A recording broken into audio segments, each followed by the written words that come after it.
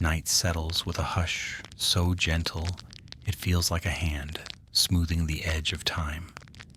In the fading light, the world loosens its breath, and the small, patient motions of forgotten lives begin to rise again.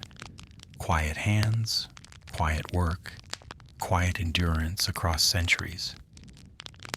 The night opens like a slow unfolding of memory, wide and steady, carrying traces of every age that came before.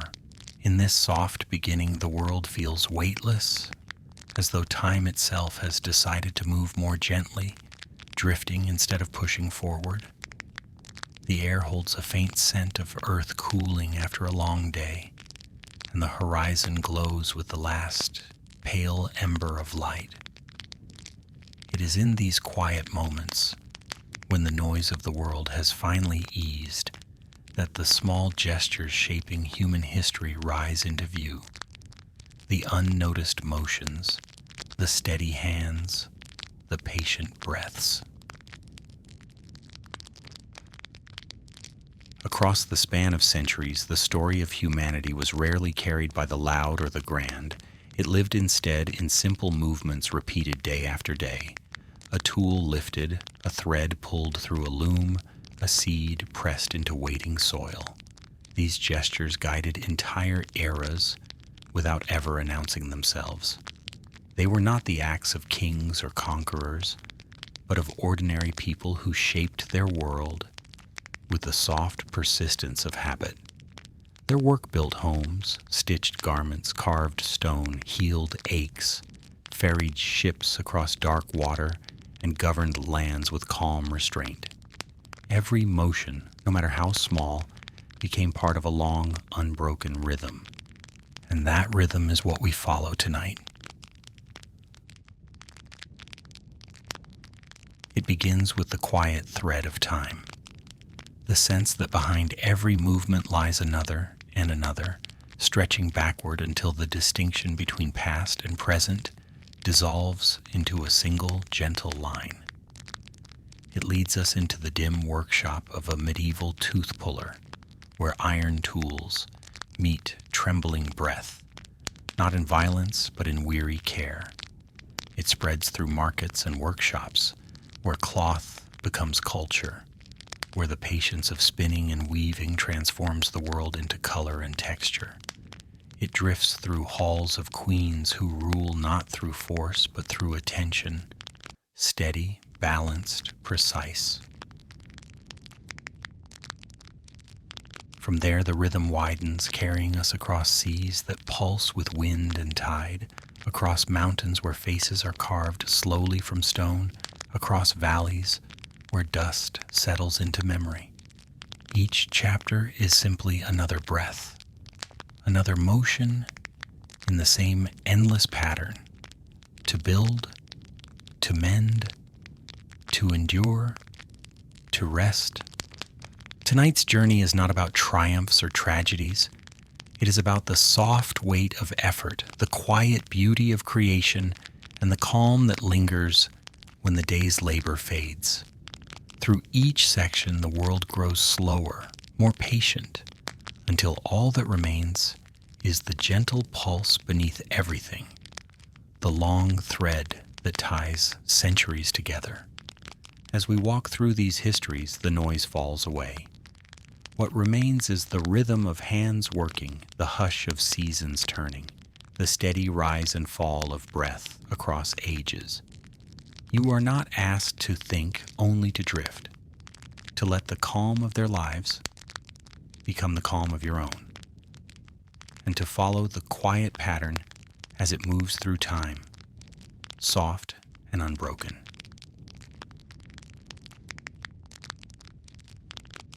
The quiet thread of time. The night begins softly with a breath of air that smells faintly of dust and earth. The horizon fades into shades of blue and gray, and the light of the day withdraws without a sound. The first stars appear, not suddenly, but as if remembered.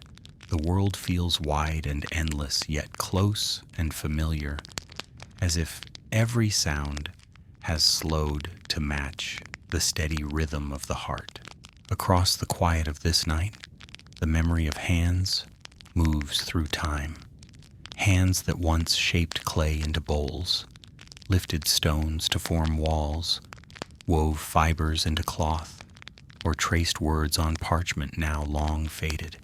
They were not hands of kings or heroes, but of ordinary people who lived in the stillness between centuries, their movements small, patient, necessary.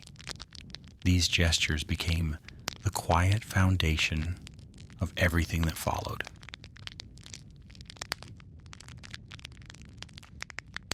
They built homes from mud and straw, their roofs low, their doors narrow, their warmth found not in wealth, but in nearness. They sewed garments to shield the skin from wind and rain, stitched carefully in patterns that spoke of care more than beauty.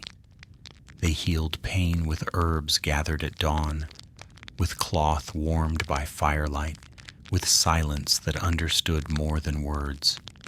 And they carved faces from stone, not for glory, but to remember, to hold something of themselves against the passing of time. Every act, no matter how small, became a part of the same long rhythm, a rhythm that does not hurry, that does not end. It moves through ages unnoticed, connecting one life to another, like a thread drawn through the fabric of the world. It binds the past to the present, the maker to the made, the breath of the living to the silence of what came before.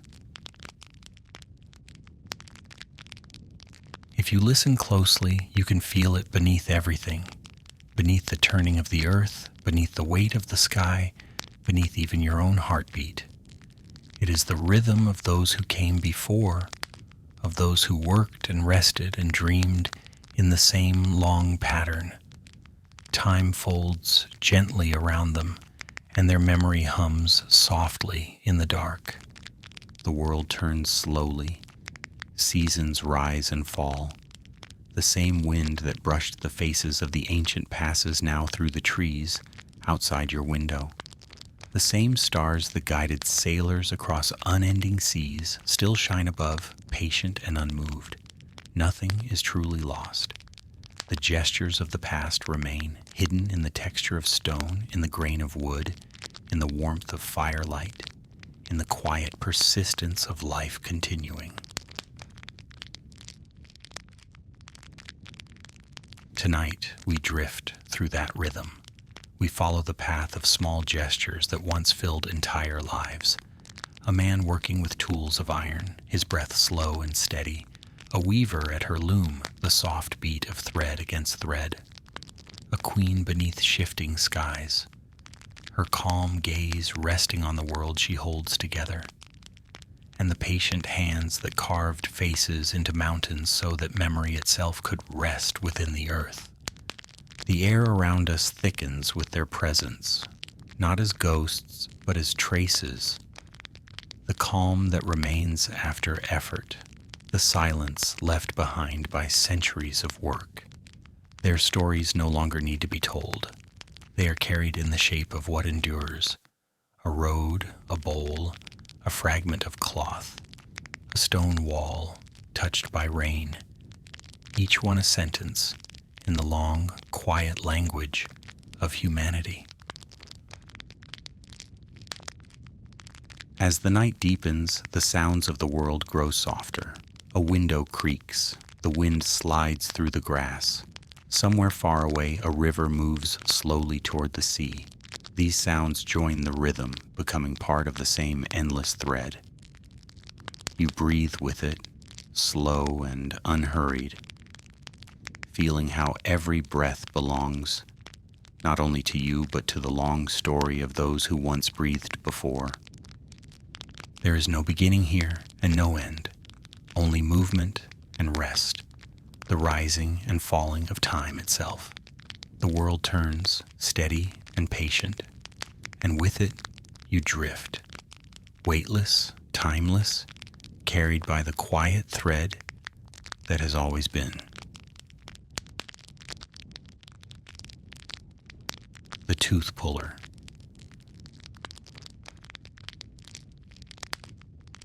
The village rests in a shallow valley where the air hangs cool even in summer and the evenings arrive early.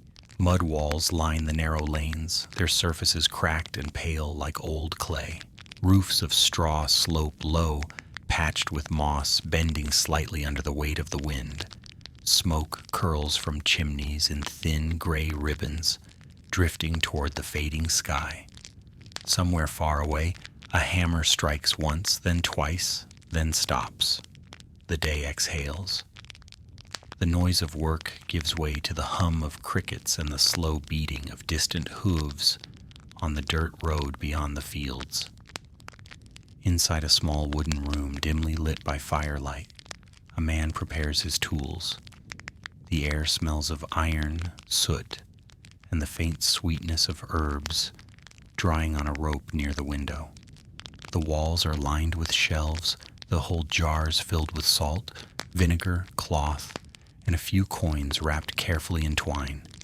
On the table lie pliers, tongs, and a short curved hook, dulled by years of use. They are rough and heavy, shaped not for precision but for strength. No one calls him doctor, he is simply known as the man who removes pain. Each morning before the first light touches the fields, he boils water in a blackened pot and wipes the handles of his tools with an old piece of linen. He moves slowly with a patience born from repetition. The room is still except for the crackle of the fire and the whisper of his breath. Outside, the village begins to stir. The sound of a gate creaking, a dog barking once, the shuffle of wooden shoes over dirt. Soon, someone will knock on his door. It happens every day, and always in the same way. When they come, they carry their pain quietly. Faces swollen, eyes half closed, lips pressed together. They sit on a stool near the hearth and wait without speaking. There is nothing to say. The man nods once, studies their face in the orange light, and opens a small box to choose the right instrument. He warms the metal slightly in the flame, not to cleanse it, but to comfort the frightened. The glow of heat gives the illusion of care, and sometimes that is enough.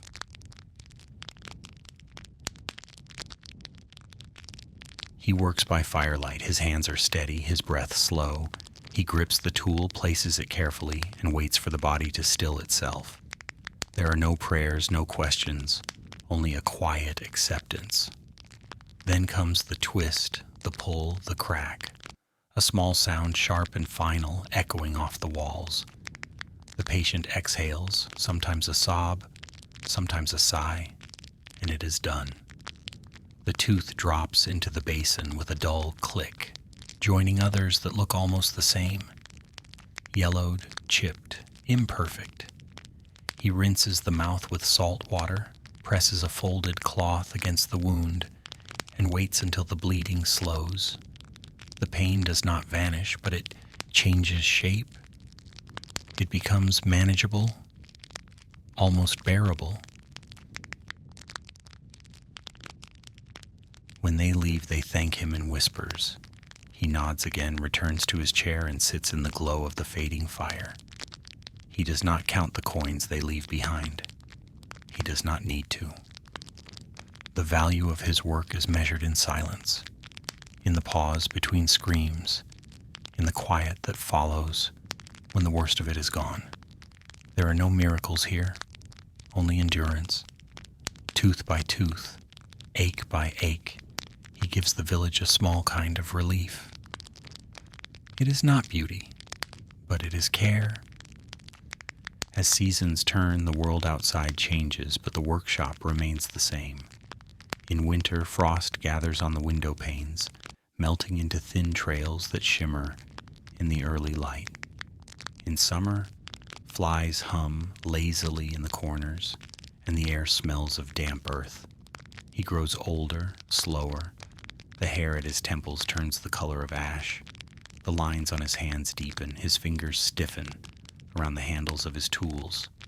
Yet he continues. Habit becomes purpose, and purpose becomes peace. Over time, the villagers stop fearing him. Children who once hid behind their mothers now greet him at the market, offering apples or bread in exchange for a story. He tells few, but when he does, his voice is quiet, his words plain. He speaks of weather, of seasons, of things that do not change. He never speaks of pain. It is enough that he understands it. He takes on a helper, a boy, with steady eyes and quick hands. The boy watches every movement, how to heat the iron longer, how to hold the lantern closer, how to move gently when the body trembles. The man teaches without words. The lesson is in rhythm, not instruction. To act slowly, to let the pain pass through without resistance, to trust the silence that follows. Sometimes at dusk, they sit together outside the workshop. The boy asks about the noise of the river, about the stars beginning to show. The man listens, nods, says little. Years pass. The boy becomes skilled. The man begins to fade. His shoulders round, his breath shortens, his sight dims. The hands that once held iron steady now tremble slightly like leaves in wind. He knows it is time. He sits one last morning by the fire, the tools neatly arranged before him, the water warming in the pot. The boy enters, ready to work, but the man waves him closer. He says, softly, that the tools now belong to him. That care requires patience, that every scream will end, and that silence must always be kept. The boy nods, unsure if this is instruction or farewell. When his hands grow too weak to work, the man leaves his chair by the window and rests among his tools. The air in the room is warm from the last coal. Outside, the fields lie still beneath a gray sky. The sound of hammers has long faded. Only the faint hum of wind moves through the cracks in the wall. He closes his eyes, feeling the roughness of the table beneath his palm. The smell of iron, smoke, and herbs lingers in the air. The scent of a lifetime measured in effort and quiet endurance. He sleeps there, not with struggle, but with ease, the kind of rest that comes when all movement has slowed and every sound has softened. The craft, like the man, fades quietly into stillness. The workshop remains, its walls breathing faint heat from the cooling embers, its tools resting where he left them. In the days that follow, the boy, now grown, opens the door each morning as the man once did. The same fire burns, the same stool waits, the same rhythm continues. People still come, sit, and wait. The air still smells of smoke and herbs. Time moves forward but gently, as if unwilling to disturb the calm that has settled over this place. Beyond the village, the fields shimmer with mist. The sun rises slowly. Somewhere, a hammer strikes again in the distance, faint and deliberate, echoing like memory. The world remains as it always has, enduring, patient, unchanged. And inside the small workshop, the quiet breath of craft continues, one motion at a time carried by hands that have learned the slow art of removing pain. Cloth of civilizations. The thread of time shifts again, and the world opens in warmth and color. The morning light falls upon looms and baskets, upon fields of flax and wool and silk, upon the slow rhythm of hands that twist, pull, and tie. In the earliest days, before names were carved in stone, cloth was already the quiet art that bound people to the rhythm of the earth. It was born not from luxury, but from necessity, to protect the body, to shield against sun and wind, to mark the difference between the ordinary and the sacred. Yet even in its first form it carried grace. The threads shimmered faintly in the light, each one a small fragment of patience, spun into something lasting. In Egypt, the air shimmered with heat, and the Nile spread its gift of life along the banks where flax grew tall and pale. The women who gathered it worked in silence, their feet pressing the wet soil, their fingers stripping the fibers from the stalks. They soaked, dried, and combed them until they became smooth strands of linen. Each movement was practiced, almost ritual. When woven, the fabric whispered against the skin like water flowing over stone. It cooled the body and caught the scent of the river wind. Pharaohs wore linen so fine it seemed almost invisible in the torchlight, yet it held the same origin as the garments of farmers and laborers, drawn from the same river, from the same earth. The loom stood at the center of the home, as sacred as the hearth. Women bent over it from sunrise to dusk, their movements creating rhythm without music. The sound of the shuttle passing back and forth was like breath, constant, necessary, unnoticed. In the quiet villages along the Nile, the act of weaving became a meditation. Each thread was a day, each row a memory. To weave was to mark time, to catch something fleeting and fix it into form. Far to the west, across the sea, Greece bloomed in marble and sea wind. Here the cloth moved differently, lighter, freer, echoing the open air of the land itself. The Greeks believed beauty lived in simplicity, and their garments followed that belief. The chiton and himation, folds of linen or wool pinned at the shoulders, flowed like water around the body. They did not shape or constrain. They revealed movement, breath, and the natural grace of the human form. When a breeze came from the Aegean, the fabric lifted and swayed, and it seemed that the person within was part of the air itself.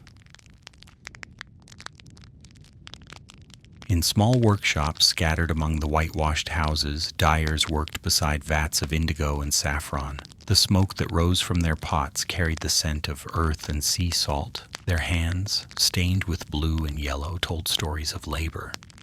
Dyes were not merely decoration, they were meaning. Purple, rare, and difficult to make, belonged to the gods and kings. Saffron yellow spoke of light and divinity. Deep red marked the strength of warriors. Every hue had a purpose, and every color was earned through hours of grinding roots, boiling water, and testing shades in the sun. In Rome, cloth became language itself. A man's toga told the world who he was, his status, his rank, his achievements. A stripe of purple meant power. A plain white toga meant peace. The act of draping it, precise and ceremonial, reflected the order that Rome demanded of its citizens. In vast workshops near the Tiber, slaves and free artisans worked side by side, spinning wool and cutting cloth. Their looms rattled through the day, the rhythm echoing down narrow streets, lined with marble and dust. At banquets, candlelight danced on the folds of fabric, turning white wool to gold and red silk to flame. The city glowed like a woven tapestry, senators in deep crimson, matrons in soft white, dancers in translucent silk, brought from the east. Trade routes stretched from the deserts of Arabia to the valleys of India, carrying rolls of fine fabric that passed through countless hands. The Silk Road, though unnamed in those early centuries, had already begun to spin the world together. In the east, beyond the mountains and the long shadows of the steppe, silk was born in secrecy. In China, the threads came from cocoons spun by quiet creatures under mulberry leaves. The process was guarded, known only to a few. The weavers worked in stillness, pulling strands so fine that 1,000 could fit within a single breath. The fabric shimmered with light, soft yet stronger than anything known. It wrapped emperors in splendor and traveled across deserts on the backs of camels, glowing faintly even in moonlight. To hold silk was to hold the patience of thousands of hands, the mystery of nature turned into art. Through centuries, weaving became the pulse of civilization. It was more than craft. It was memory made visible. Every culture wove its story into cloth. Its gods, its seasons, its hierarchies, its sense of the divine. In Mesopotamia, patterns of zigzag and star told of rivers and constellations. In Persia, carpets bloomed with endless gardens, flowers that never wilted. In India, silk was dyed with crushed jewels, glowing with the colors of dawn. In Africa, kente cloth shimmered in geometric harmony, each pattern a proverb, each color a song. Across the world, fabric became the skin of culture, soft, strong, endlessly renewed. The hands that made it were often invisible. Women worked in courtyards and cellars, their backs bent, their fingers calloused. Children learned the rhythm of the loom before they could read. The men carried the cloth to markets where traders shouted under canopies of woven shade. The air there was thick with scent, dye, dust, and sweat. Rolls of fabric lay in piles, glowing with color. Buyers touched them, pressed them to their faces, tested their weight between thumb and palm. A single piece could hold the value of a month's labor or of a man's promise. As the sun lowered, shadows lengthened over the looms. The weavers wiped their hands on worn aprons and watched the day fade through open windows. The last threads were tied, the shuttle stilled. In that moment of quiet, the room held a kind of holiness. The air was thick with dust that glimmered like gold in the light. A finished cloth lay folded on the table, smooth, heavy, alive. It was more than fabric. It was the story of the day itself. Somewhere beyond the workshop, a child reached for that folded robe. The cloth was cool against small fingers, soft yet full of hidden strength. The weave caught the light like water. For a moment the world felt kind, as if time itself had been caught and woven into something that could be touched. Night descended slowly over the ancient cities. Fires burned in courtyards, their smoke rising in thin lines. In Egypt, the linen hung on ropes beside the river, fluttering like pale ghosts. In Greece, women folded fabric by candlelight, their laughter echoing down stone halls. In Rome, the streets glowed with torches, and the togas of senators gleamed white in the dark. In every place, cloth whispered the same story, of hands that worked, of patience that endured, of beauty drawn from silence. And so the thread of civilization continued to spin. From loom to loom, from land to land, it carried the breath of humanity, soft, strong, endless. The fabric cooled on the tables, the looms rested, and the makers slept, their dreams woven from the same thread that bound the world together. The markets would open again with the dawn. The voices would return. The shuttles would move once more. But for now, there was only quiet and the slow, golden shimmer of cloth waiting in the light. The shape of beauty. The centuries unfold like silk, drawn between careful fingers.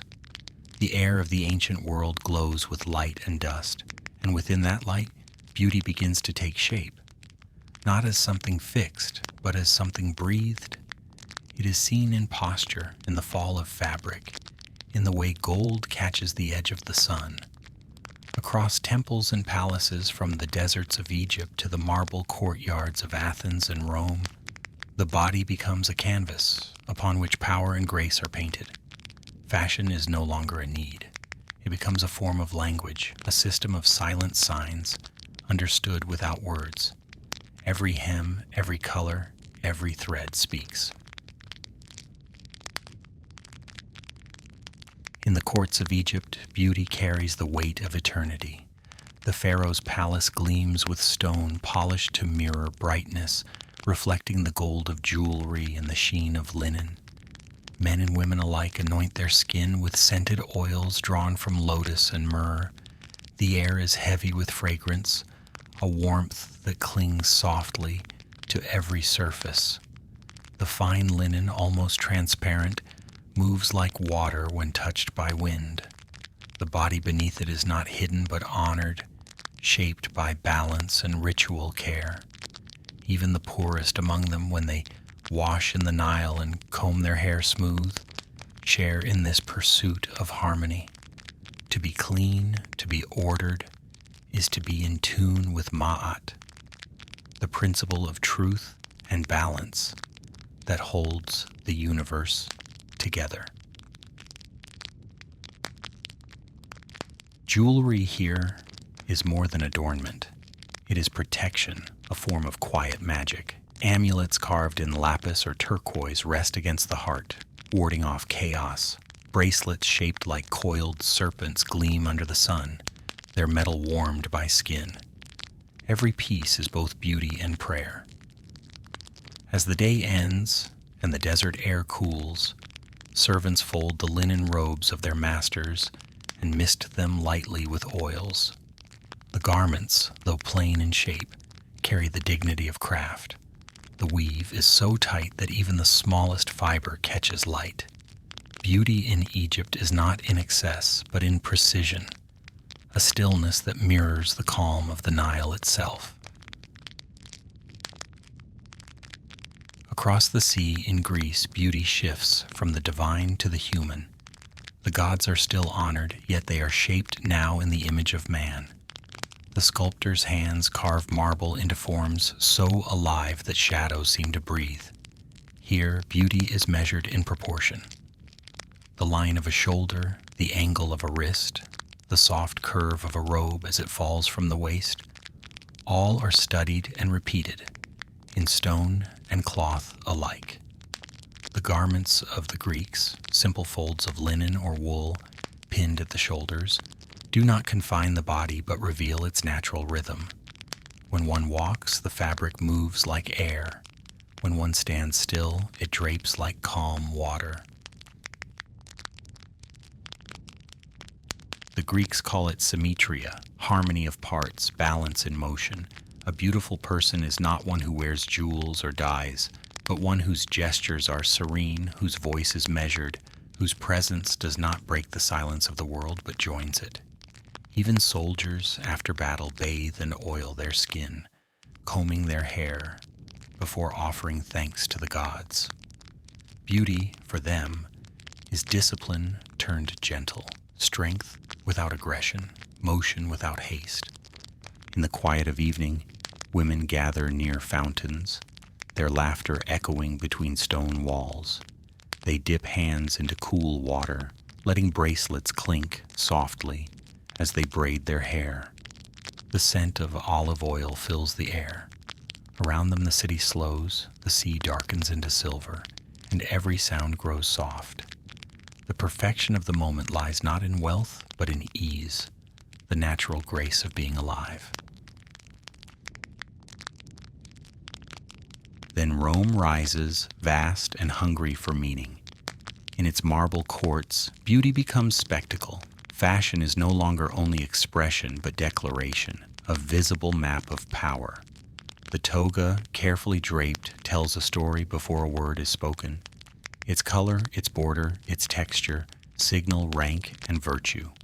Senators wear togas of pure white, generals edged with crimson, emperors woven with threads of gold. To dress is to announce one's place in the order of the world. But even beneath the layers of ceremony, the Roman sense of beauty holds a core of restraint. The finest fabrics come not from Rome itself, but from the distant edges of empire. Silk from China, cotton from India, dyes from Phoenicia. When these treasures arrive, merchants unwrap them slowly, letting the colors unfold like dawn, indigo deep as midnight, crimson fierce as flame. Yet the most admired women of Rome do not wear them all at once. They choose one tone, one ornament, one scent. The rest is silence. The art lies not in display, but in control. In the evening, after the baths and the chatter of the day, the streets quiet. Torches flicker along the colonnades, and the city glows like amber under the night sky. Inside villas, servants fold garments and lay them upon polished stone benches. The air is warm with oil and salt, and faint traces of perfume drift through the halls. The masters recline on couches, their robes loosened, their jewelry set aside. The gold that once signaled dominance now catches only the gentle shimmer of lamplight. In this stillness, vanity dissolves. What remains is appreciation, for texture, for symmetry, for the patient craft that turns thread and metal into grace. Beyond the empires of the Mediterranean, other visions of beauty bloom in their own light. In Persia, robes are woven like gardens filled with patterns of flowers and vines that never fade. In India, the body becomes a canvas for color. Red powders on the palms, gold dust on the hair, anklets chiming softly with each step. In China, beauty is hidden beneath layers, each robe more intricate than the last, each fold revealing care and restraint. Across these worlds, beauty remains a conversation between what is shown and what is concealed. The line between ornament and essence grows thin, as if the two were always meant to be one. Yet through all these forms, the human truth endures. Beneath every garment, beneath every metal clasp and painted eye, the body remains the same, breathing, moving, resting. Beauty is not the mask, it is the stillness beneath it. It is the way shoulders soften when tired, the way hands slow when folding cloth, the way a gaze holds another's for a heartbeat longer than necessary. Civilization may change the color of fabric or the curve of a sandal, but it cannot change that quiet rhythm. The ancients knew this. They built mirrors not only from bronze but from water. To see one's reflection was not an act of vanity but of balance. To ask, am I aligned with the world around me? When they painted their eyes with kohl, when they brushed oil into their hair, they were not chasing perfection but harmony. The shape of beauty was the shape of peace. As the night deepens, the world settles into calm. The courtyards darken, the lamps dim, and the soft rustle of folded cloth becomes the only sound. Servants move like shadows, placing robes and sandals neatly aside. The scent of jasmine drifts from open windows, mingling with salt from the distant sea. Somewhere, a musician plucks the last note of a lyre, and it lingers in the air like breath. In that moment, beauty feels weightless, not something to possess, but something to notice.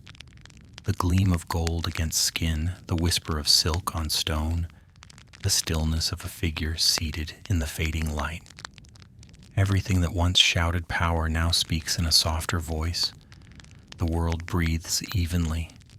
the body rests, the cloth cools, and for a brief pause before sleep, the shape of beauty becomes what it always was, the balance between motion and stillness, between the seen and the unseen, between the self and the quiet that surrounds it. Queen of the Borderlands.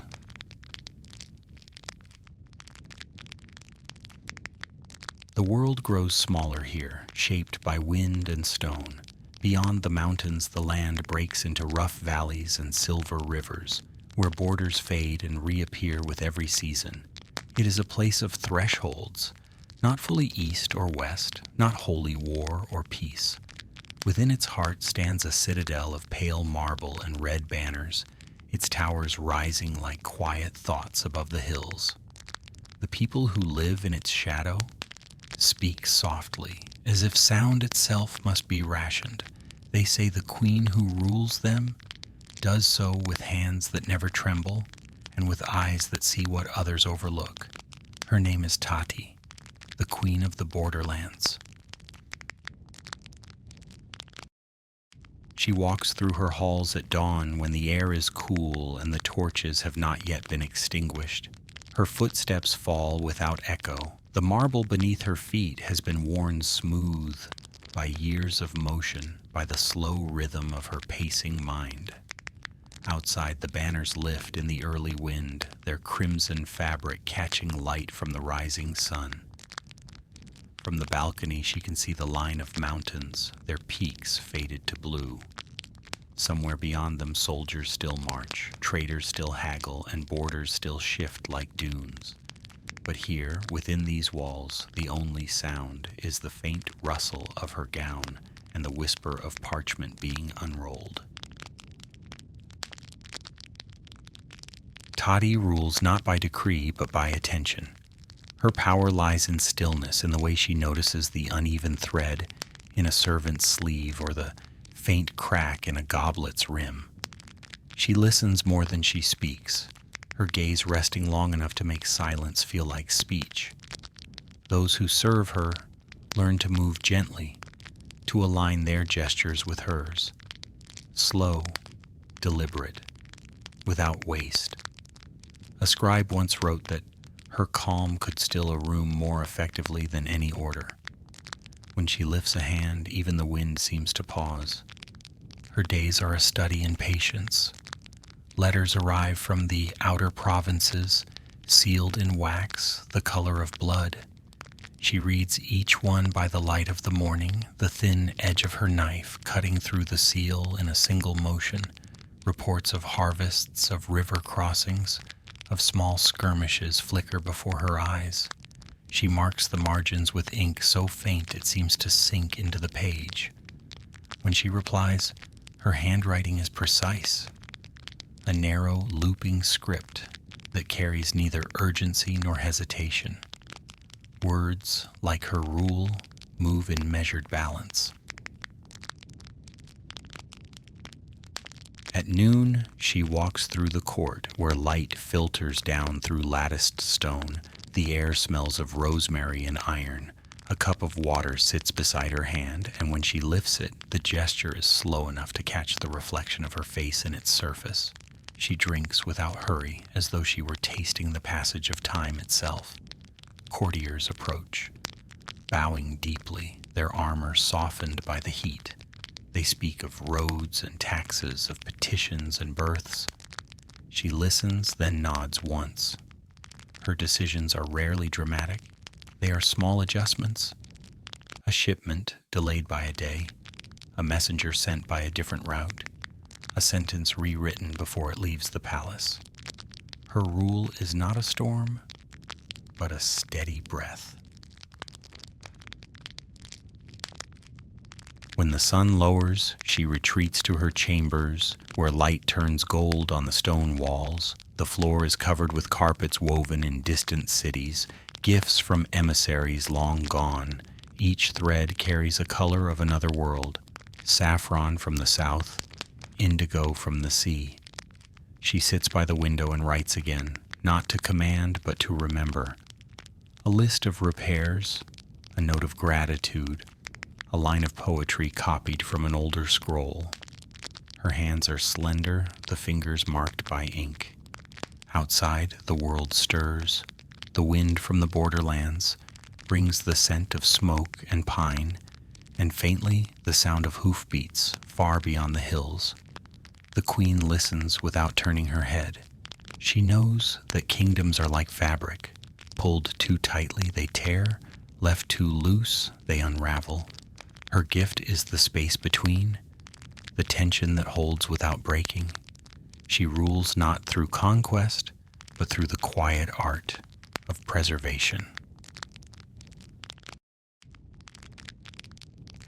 When night falls, she walks alone through the gardens. The pathways are lined with torches that burn low, their flames trembling in the wind.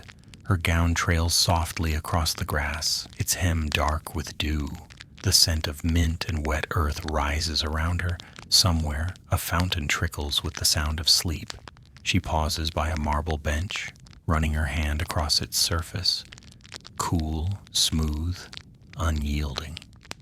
This, she thinks, is what peace feels like. Not the absence of threat, but the mastery of it. No historian records her victories. No epic names her battles. What remains of her reign lies buried in fragments. A brooch unearthed from the soil, shaped like a falcon's wing. A line in a forgotten chronicle that speaks of a queen who quieted her land with patience. The rest is silence. Her name lingers, not in legend, but in atmosphere, in the calm that settles over the borderlands when dusk arrives. Perhaps that is her triumph, that she ruled a realm so gently that time itself forgot to disturb it. The stones of her citadel still stand, though the banners have long faded.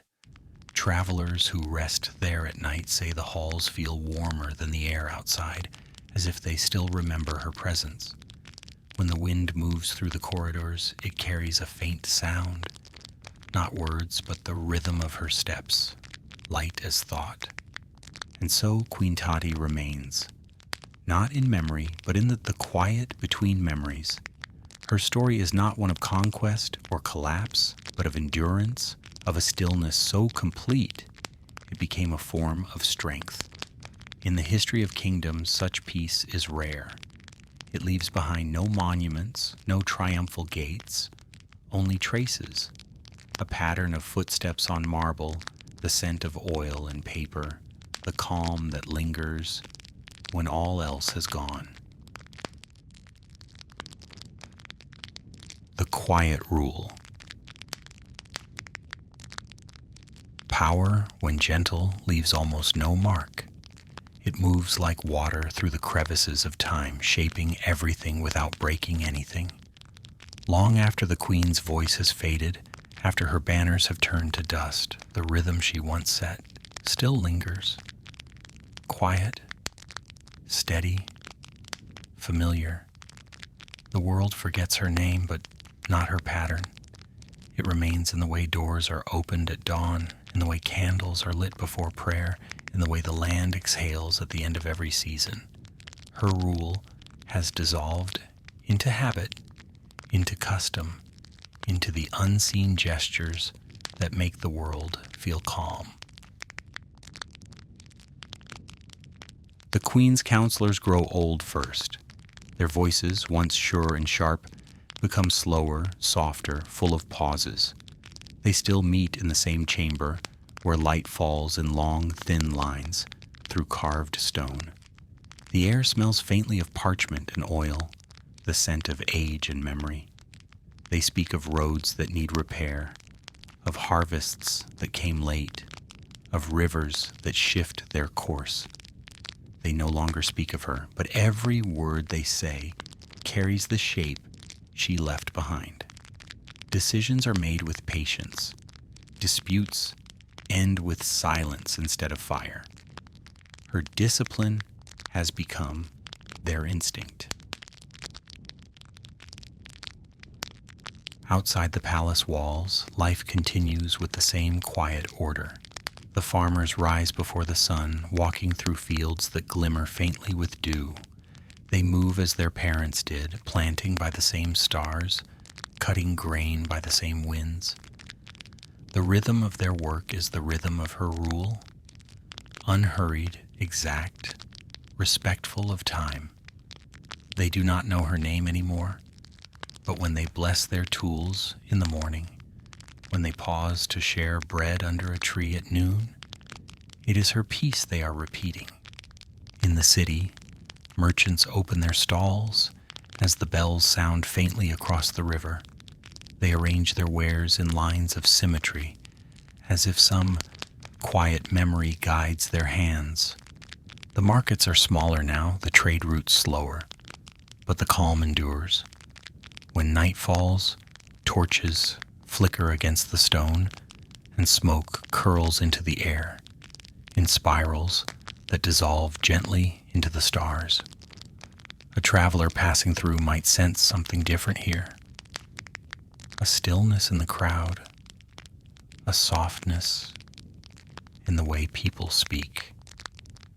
He would not know it comes from her, but he would feel it all the same. The palace itself has begun to surrender. Its marble steps are worn thin by centuries of rain. The painted walls have lost their brightness. The reds and blues turn to the color of dust. Ivy crawls up the pillars, threading green veins through white stone. In the gardens, fountains stand dry, their bowls filled with leaves. The sound of water, once shaped by hands and purpose, now returns in its wild form, rain dripping through cracks, streams weaving through broken tiles. The place breathes again, but differently, as though exhaling after a long silence. Inside the great hall, the last of the tapestries still hangs. Its colors have faded to smoke, but the outline remains. A woman standing beside a river, her hands open, her gaze steady. Time has blurred her face, yet the sense of calm still radiates from the thread. It is not the image of power, but of balance. The same balance that once ruled the Borderlands. Dust drifts through the air like snow. Light shifts across the floor in slow golden stripes. The hall feels neither abandoned nor haunted. It feels at peace.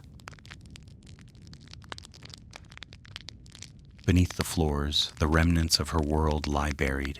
Clay lamps, broken cups, fragments of writing on thin sheets of lead, and deeper still, a piece of silk, fragile, pale, but whole. It rests folded upon itself, protected by soil and shadow. When unearthed, centuries later, it will still hold a trace of color, a faint shimmer of life. Those who find it will not know its maker, nor the hands that once brushed against it, but they will feel the same stillness that filled her palace at dusk. The fabric will seem to breathe, as though remembering warmth. In time, her kingdom becomes a story told by shepherds to children, a name half remembered in songs that no longer rhyme. Historians searching through ruins will find the marks of her age but not her name. They will measure the distance between foundations, note the style of columns, analyze the texture of pottery. Yet none of these will explain the lingering gentleness that hovers over the land. They will call it temperament, or culture, or coincidence. But it is something simpler, the echo of her care, the way a pattern survives even when its maker is gone. Seasons turn, empires rise, languages change. The borderlands become a province, then a frontier, then a memory. Traders cross its valleys, unaware of the stone buried beneath their feet. Farmers plow fields where her courtyards once stood. At night, when they rest beside their fires, the wind moves through the grass and carries a faint murmur, not of battle or prophecy, but of calm. It is said that Even the animals here are gentler, the horses slower to startle, the dogs quieter in their sleep.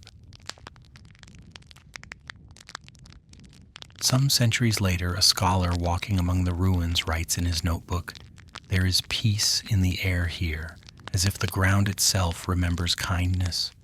He does not know whose kindness it was. He gathers a piece of pale silk from the soil and places it in a box, unaware that he is holding the last remnant of her world.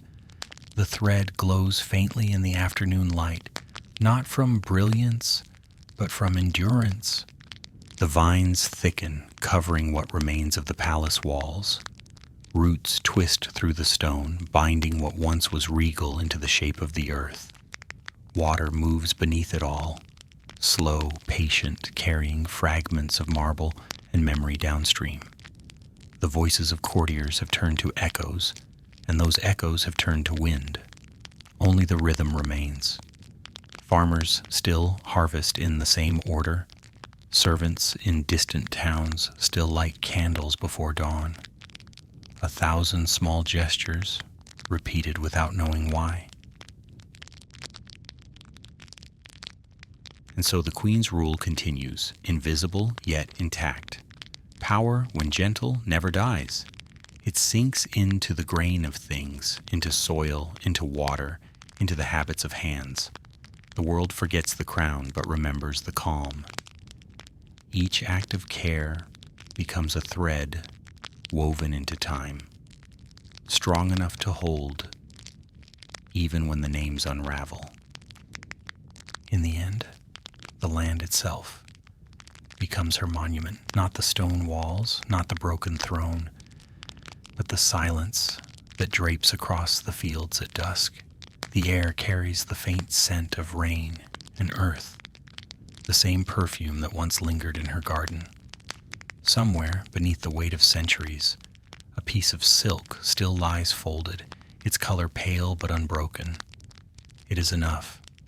The past breathes through fabric, through stone, through the quiet that never truly ends. Across the sea. The wind moves gently across the wide ocean, soft as breath against canvas. The sails rise and fall, alive with the air, their pale curves glowing against a sky that shifts from silver to blue. Beneath them, the water stretches endlessly, calm but powerful, each wave folding into the next like a long, unbroken thought. The ships move slowly, deliberately, as if time itself were a tide. Their motion feels inevitable, part of the same rhythm that pulls the moon and carries the clouds. The men who guide them live by this rhythm. They wake to the creak of timber and the scent of salt, to the whisper of ropes sliding across the deck. Their hands are rough, their skin darkened by sun and sea spray. Every task is repetition.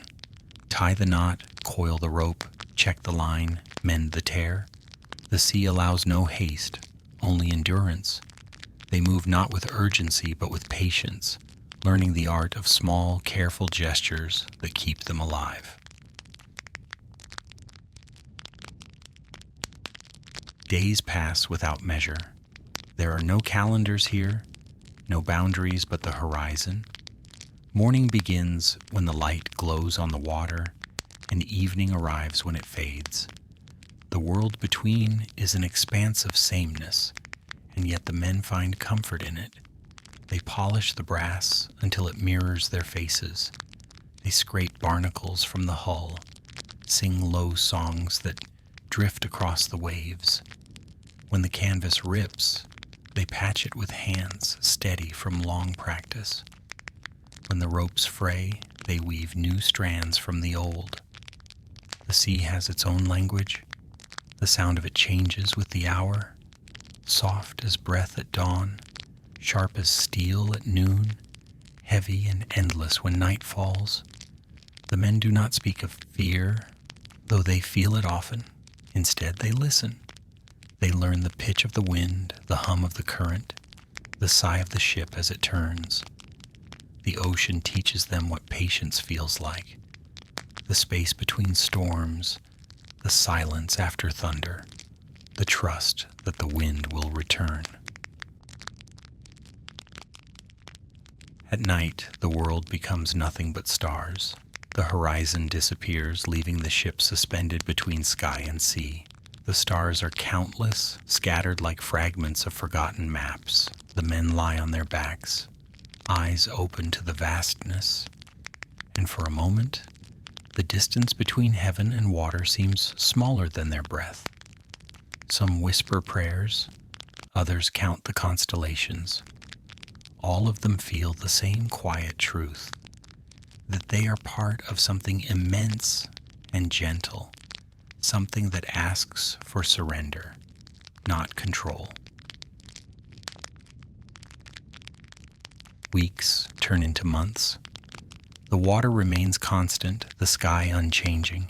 They lose count of days, but they do not lose the rhythm. It becomes the pulse of their bodies. The rise and fall of breath, the swing of the ship, the soft thud of waves against wood. Even sleep feels like floating. When the storm comes, it is not sudden but certain. The sky folds into gray, the wind rises like a voice that cannot be ignored. The men move quickly, their bodies knowing what to do. The ropes groan, the sails strain, water lashes across the deck. Yet even in chaos, there is order. The same repetition, the same discipline that the Queen once ruled by, carried now across the sea. Then, just as suddenly, the storm ends. The light returns, broken and tender. The ship breathes again, and so do they. Salt clings to their hair, their clothes, their skin. It becomes part of them, a layer of the sea they will carry even after they reach land. The air smells sharper now, different. It hints of soil, of something solid waiting beyond the horizon. One morning the lookout calls down from the mast, "Land."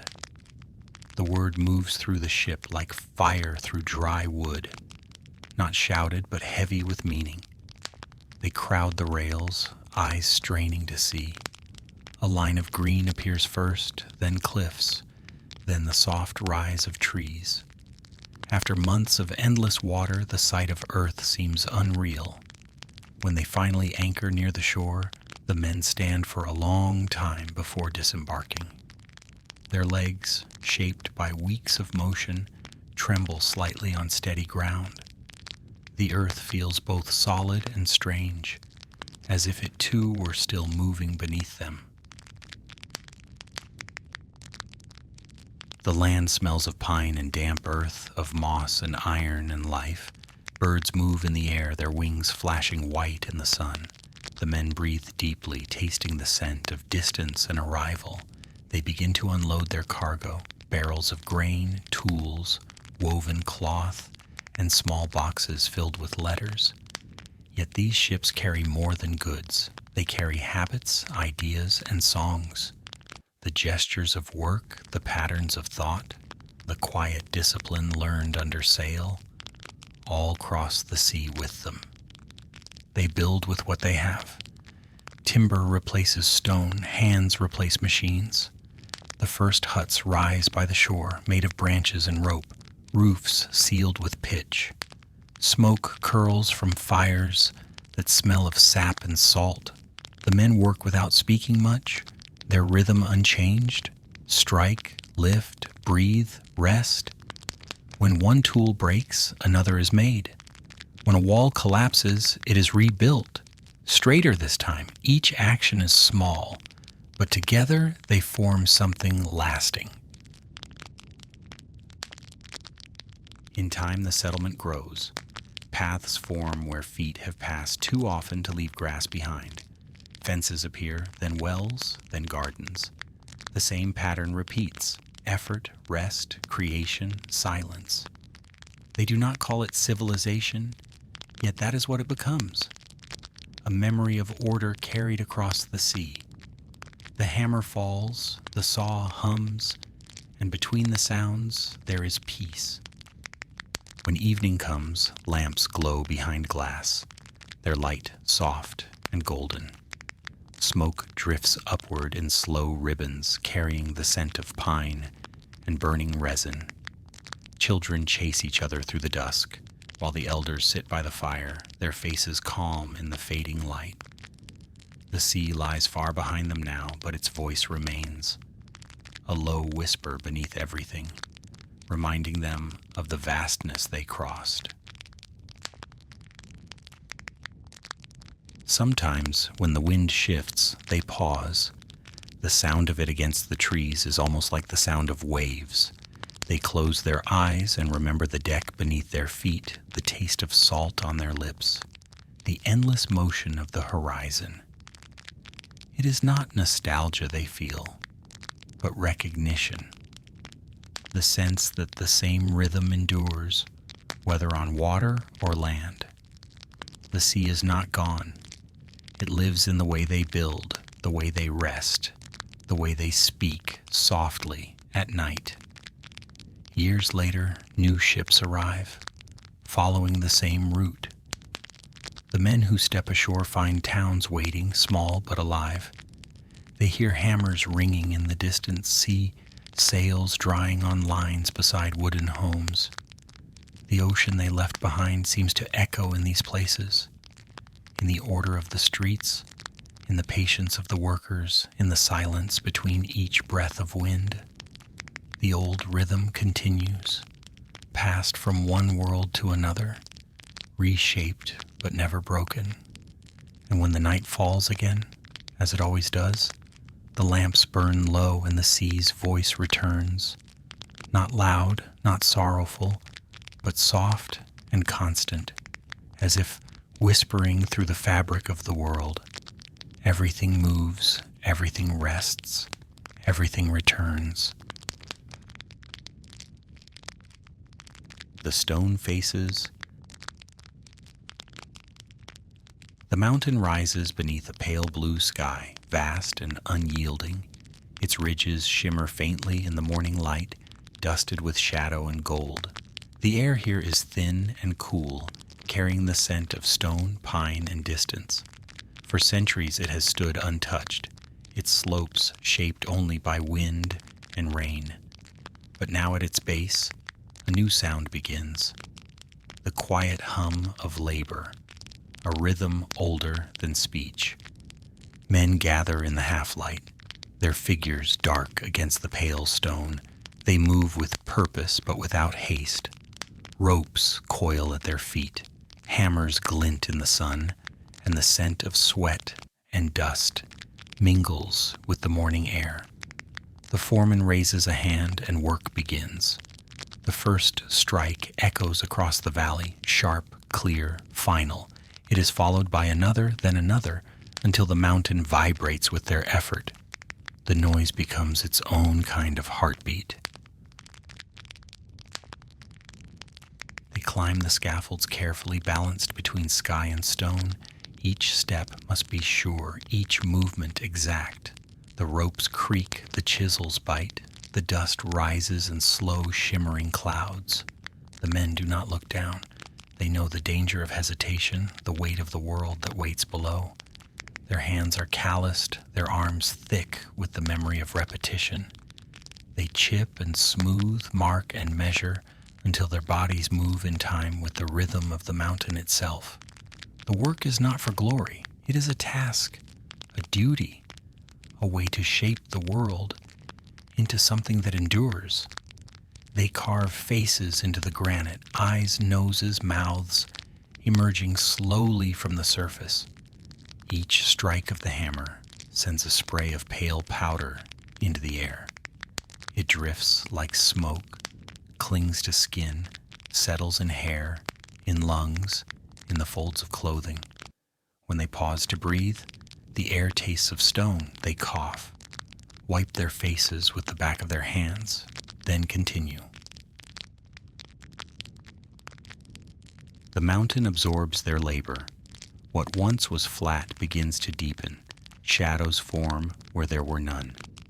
The faces take shape not all at once, but gradually, like thoughts being remembered. The men work from dawn until the sun is directly above them, and then they rest. At noon, they gather in the shade of the scaffolding, sitting on stones that still radiate morning warmth. Bread, water, a few quiet words, nothing more. The wind moves softly through the ledges, carrying away the dust. They speak little. There is no need. Each man knows his place, his task, his rhythm. One smooths the rough edges, another marks the lines, another lifts the tools. Their coordination is silent, seamless, a conversation made of motion. When one falters, another steps in.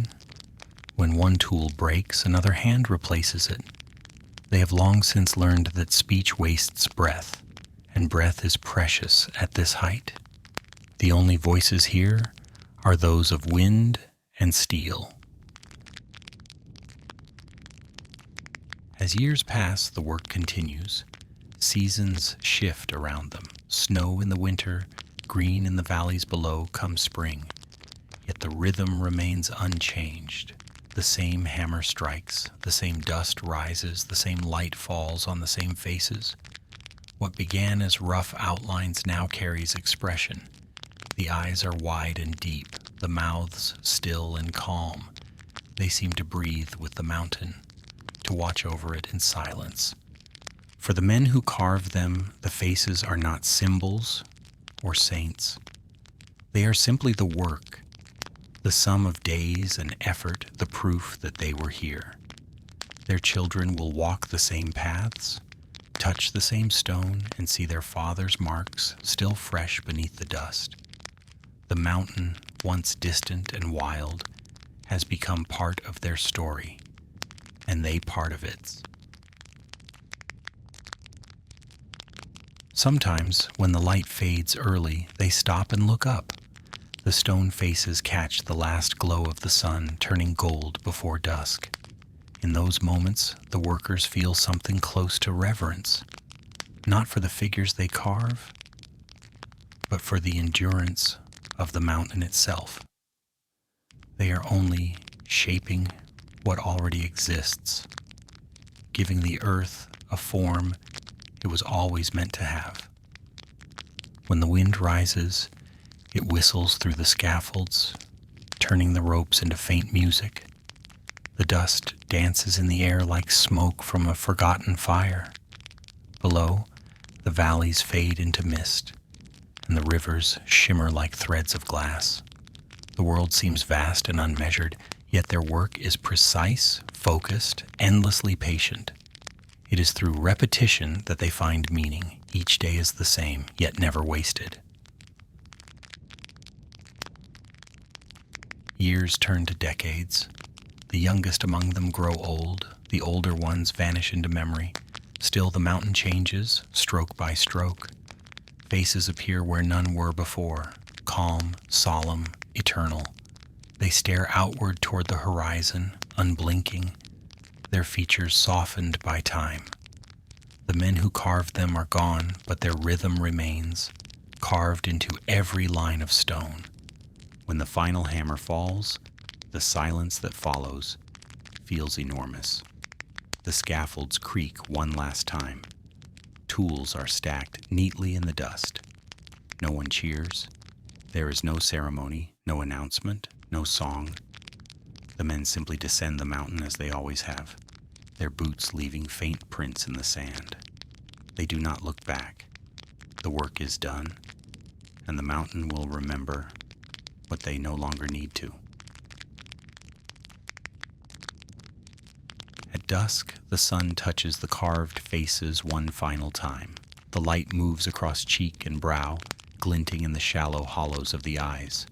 For a moment, the stone glows, warm, alive, almost breathing. Then the light slips away and night rises over the hills. The workers vanish into the dark, their voices swallowed by distance. The mountain remains immense and patient, its silence deeper now. In time, the wind will smooth the edges.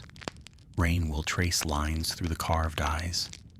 Moss will grow in the cracks. Birds will nest in the shadows.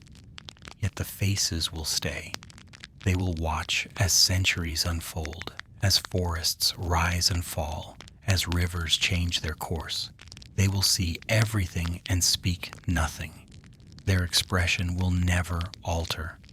Calm, distant, eternal. The mountain sleeps again. Its heart beats slowly beneath layers of stone and memory. The rhythm of the hammers has ceased, but its echo still hums through the granite. Power, once in motion, has returned to stillness. What remains is balance. The same balance that lived in the queen's hands, in the sea's breath, in the cloth of civilizations. The same quiet that endures when all sound is gone. And in that silence, the world continues, as patient, as endless as the stone faces that look forever toward the fading light. The breath of dust. The wind returns, slow and cool, as though it has wandered far and come home again. It moves through the empty scaffolds that still cling to the mountain's side, through the rusted bolts and wooden planks silvered by years of rain. It glides along narrow paths where footsteps once echoed, the soft rhythm of boots against stone, the sound of work and breath. Now there is only stillness. The mountain exhales a long, patient breath of dust, fine and weightless, drifting into the open air. The dust shimmers faintly in the light before vanishing, carried upward into the pale blue sky. Rain begins to fall. At first, it is only a few scattered drops, the hesitant beginning of a storm that is not quite sure of itself. The air cools, and the scent of wet earth rises from the ground. Soon the rain gathers strength, falling in steady, deliberate rhythm. The drops slide down the carved faces, tracing thin, shining lines through the years. They gather in the hollows of the eyes, in the quiet folds of stone lips, before spilling down to the base of the mountain. The faces, once sharp with definition, glisten now with a soft sheen, as though the mountain were remembering what it once was, not an image, but an element. Below, in the wide valleys, life continues its quiet reclamation. Grass grows where shards of stone once fell. Moss spreads along cracks of granite like green smoke. Birds return to nest in the sheltered ledges, their wings brushing against the same walls where hammers once struck. The sound of chisels, once constant and sure, fades into memory. In its place comes the slow hum of the living world, the rustle of leaves, the soft click of insects in the grass, the occasional call of a hawk circling above. The rhythm of labor gives way to the rhythm of nature, and in that exchange there is no victory, no loss, only continuation. The scaffolds left to the elements lean at odd angles. Ropes fray and loosen, the wooden planks crack and splinter, yet even in decay there is a strange order to them, a sense that they too have become part of the mountain. Rain darkens the wood, the sun bleaches it pale again, and the wind hums softly through the empty beams. The tools once left behind lie rusting in the dust. Iron gives itself back to the earth, grain by grain, until it too is part of the soil. Nothing here truly ends. Everything simply changes its shape. The men who carved the mountain have grown old. Their hands, once strong enough to split stone, now tremble when they lift a cup. The scars on their palms have faded, but the memory of the rhythm remains. Some sit by windows and watch the rain, hearing the faint echo of chisels in the sound of falling water. Others walk slowly along the valley paths, their steps lighter than before, their breath gentler. They speak little of the work they did. It is not pride they feel, nor sorrow, only the quiet knowledge that the mountain remembers them, even if the world does not. Their tools gather dust in forgotten sheds. The handles are cracked, the metal dulled, the edges worn smooth. Ledgers that once recorded their names lie closed, the ink blurred, the pages yellowing with age. The words are still there, faint but legible to anyone who looks closely enough. The record of days spent beneath the sun, of measurements and wages, of stone moved and shaped. Yet these marks of human order mean little against the vastness of the mountain. It does not read or count or care. It only endures. And still something of them lingers. The rhythm they followed, the rise and fall of work, the stillness that followed, the quiet return to rest, remains in the landscape. It hums faintly in the wind, moves through the grass, hides in the trickle of rain through stone. It is not memory, not exactly, but continuity, the same pulse that beats through every act of creation and every return to silence. The mountain has taken their rhythm and made it part of its own. Seasons pass. Snow drifts across the high ledges in winter, melts into thin streams in spring. Wildflowers bloom in cracks once blackened by soot. Animals walk paths carved by men and never know it. The carved faces weather slowly, their features softening under the touch of time. The eyes fill with shadow. The mouths fade into faint outlines. They are still there, but less defined, like thoughts half remembered upon waking. Yet even as they fade, their calm endures. The faces stare outward, unblinking, into the shifting light, guardians of nothing but the passage of time itself. In the village below, children hear stories of the men who worked the mountain, though no one remembers their names. The elders speak of them with respect, but without sadness.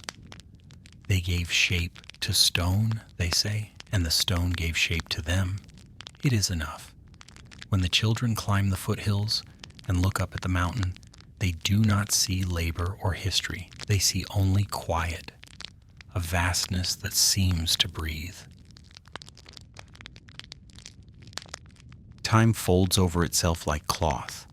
What was once effort becomes memory. What was once sound becomes silence. The mountain remains, shaped yet unaltered, still and patient. It is a reminder that creation and erasure are part of the same motion, that every strike of the hammer already carries the promise of dust. The wind knows this. The rain knows this. Even the light, as it moves slowly across the carved faces, seems to understand. At dusk, the sky turns the color of iron and ash. The last light touches the mountain's peak, then slides away. Shadows deepen in the valleys, and the first stars appear above the mist. The air grows cool.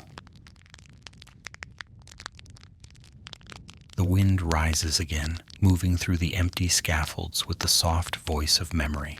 The mountain exhales once more, releasing another slow breath of dust into the dark. The particles catch the starlight as they drift, glittering for a moment before vanishing.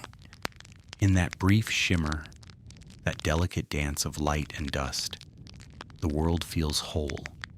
Work and rest, sound and silence, creation and decay, all of it woven together in one continuous rhythm. Time moves as it always has, folding labor and quiet into the same breath. And when the wind stills at last, the mountain sleeps again, its silence deep and full, its heart steady beneath the weight of eternity. The long thread. Across the ages, a single thread, runs quietly through time. It weaves through hands, through breath, through the small movements that shape the world. It begins before memory and continues beyond forgetting, invisible yet unbroken. The hands that carved stone once wove linen. The hands that lit lamps once tilled soil. The hands that raised scaffolds once pulled teeth, wrote letters, shaped clay. The thread connects them all, wood, wool, iron, granite, each different, yet bound by the same rhythm. Twist, strike, shape, rest. In every age, people have moved in this rhythm without knowing it. The potter bending over the wheel, turning earth into form, the shepherd guiding his flock beneath the same sun that once warmed the queen's garden, the blacksmith's hammer echoing the chisel on the mountain. Each act of work, each gesture of care, each repetition of touch carries something of the same patience, a patience older than words, older than kingdoms, older than history itself. The thread passes through their fingers, though they never see it. It hums softly beneath the surface of all things, beneath the linen drying in the wind, beneath the blade sharpening on the stone, beneath the song that rises at dusk when the day's labor ends.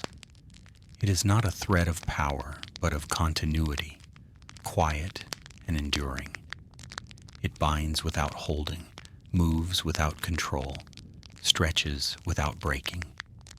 The queen in her marble halls once felt it too, though she might not have known its name.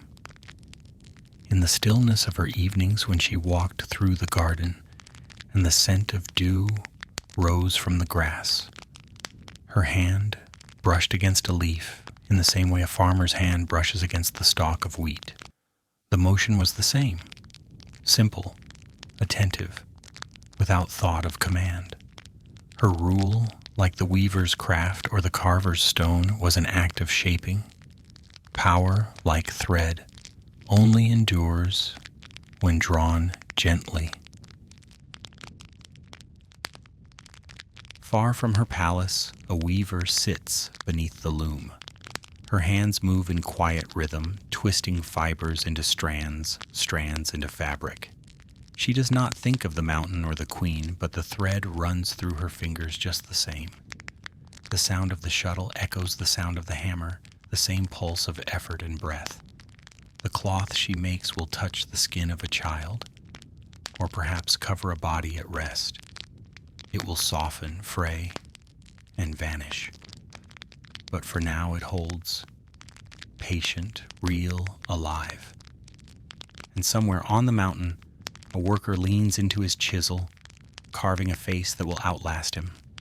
Dust gathers in his beard, light burns on his arms, and still he continues, the rhythm unbroken. He does not know the weaver or the tooth puller or the queen whose gardens once bloomed beyond the hills. Yet in his motion they are all joined. Their worlds are far apart, but the thread does not care for distance. It ties through the centuries, unspooling slowly, weaving all labor into one continuous act. The tooth puller in his dimly lit room lifts his iron tool and listens for the breath of the person before him. His hands tremble slightly, but his focus is sure. Pain and care meet in the same moment, and when it is done, silence fills the space. The rhythm pauses, twist, strike, shape, rest, then begins again. Outside, the wind moves through the narrow street, carrying the scent of earth and ash. Somewhere nearby, a loom clicks, a fire burns, a door closes softly. All of it is the same motion, the same quiet persistence of living.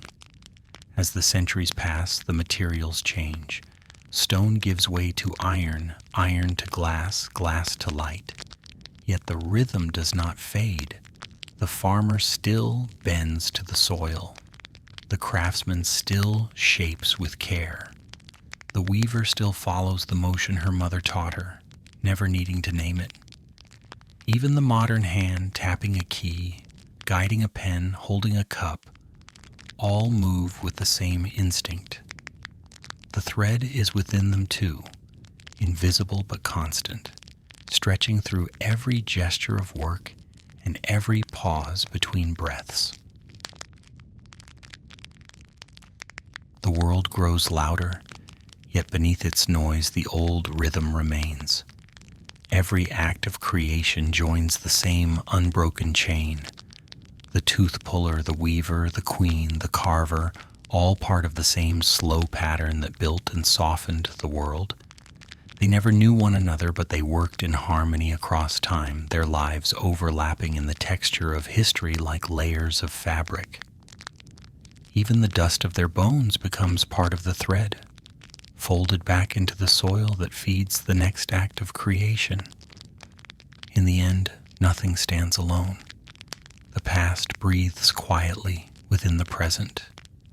Each sound, each touch, each motion carries the weight of thousands before it. The mountain holds their strength. The cloth holds their grace. The air holds their memory. The same patience that once shaped stone now turns pages, now lifts children, now builds walls and lights fires. The tools have changed, but the hands are the same. When the light begins to fade, the thread does not break. It loosens, drifts, becomes air again, unseen but still there, connecting breath to breath, gesture to gesture. History folds into night. The sea murmurs against the shore. The wind carries the scent of dust and water. Somewhere a lamp burns low, its flame trembling in the stillness. The world sighs, steady, calm, and for a while everything rests. The thread waits. It does not end. It only continues in another form, a whisper, a rhythm, a memory carried forward. Tomorrow another hand will lift, another tool will strike, another pattern will begin. The cycle repeats: twist, strike, shape, rest. The long thread endures, gentle and unbroken, weaving once more through the quiet heart of the world. The sleep of the world. The evening deepens. The last traces of color drain slowly from the sky until only a faint silver remains. The air grows still, its movement softer than thought. Across the wide landscape, everything begins to slow. The wind, the light, the pulse beneath the soil. The mountains hold their shape in quiet patience. The fields cool beneath a thin veil of mist. Even the rivers move more gently, their surfaces smooth as glass. One by one, the sounds of the day withdraw, until the world feels as though it is holding its breath. The great cities, once alive with noise and motion, fall into calm. Windows close, doors rest on their hinges, and the hum of voices fades to a low murmur. Lamps burn behind drawn curtains, each one a small island of warmth within the dark. Farther away, the sea glimmers faintly beneath the moon. Its rhythm slows, its waves stretching long and even across the sand. Everywhere, the same stillness settles, from mountain to shore, from field to heart. Every sound softens. The hammer that once struck against stone grows silent. The loom rests beside its final thread. The whisper of turning pages, the murmur of breath, the quiet clatter of tools, all dissolve into a single long exhale. It is the sound of the world releasing itself, of work becoming rest. This is not the silence of absence, but of completion, the calm that follows a long and patient day. The air itself seems to carry memory. It remembers the hands that shaped it, those that built, that carved, that planted and wove. It remembers the steps that crossed its earth, the words spoken and forgotten. Every breath of wind feels familiar, as though it has passed through countless lives before reaching this moment. The quiet is full, not empty. Beneath it, the rhythm continues, steady, hidden, eternal. The stars appear one by one, distant and clear. They hang above the sleeping world like threads of faint light, weaving the heavens into the same vast pattern that joins everything below. The night is deep but kind, vast but near. It feels neither lonely nor cold. It feels alive, as though listening. The mountain stands unmoving, yet within it a hum persists, the slow echo of chisels long gone.